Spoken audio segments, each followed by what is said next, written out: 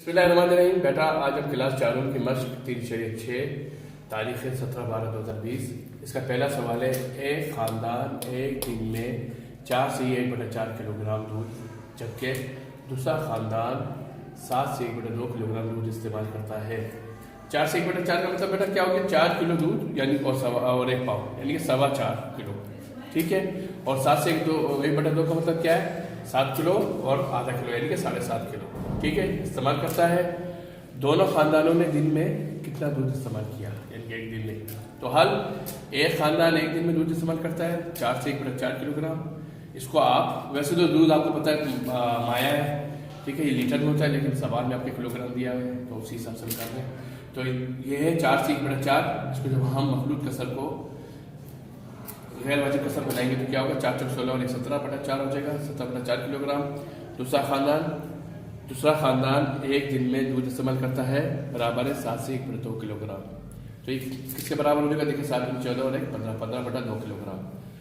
अब आपको क्या करना है, कितना करता है तो ये दोनों जमा होंगे, तो 17/4 जमा 15/2 इसको आपने जमा करना है। आपको पता है हम कसूर नहीं है, तो पहले आपने इसका दूसरा कर लेना है। 4 और 2 का वो 4 आ जाएगा।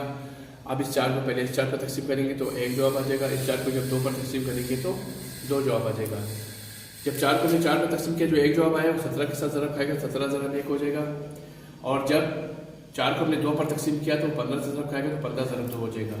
17 को जब 1 से ज़रब दिया तो 17 आ गया, जमा 11 जमा 15 को जब 2 से ज़रब दिया तो 30 आ गया, ठीक है बेटा। और बटा 4, तो 17 में जब 30 जमा किया तो 47/4 आ गया। अब आपको पता है ये गैर वाजिब कसर है, किसी पारे पर तकसीम नहीं हो रहा तो उसको डायरेक्ट तकसीम कर देंगे। किस पर?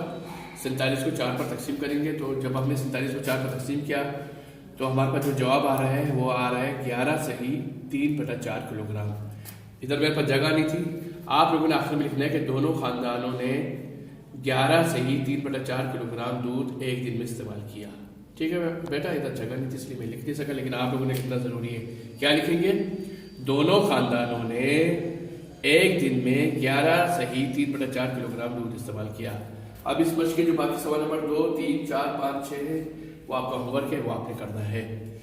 इसके अलावा बेटा आपने मश्क नंबर 3 जो जायजा मश्क है वो आप लोग का असेसमेंट है, असाइनमेंट टेस्ट है, उसको अपने असाइनमेंट को आपने करना है, ठीक है। शुक्रिया।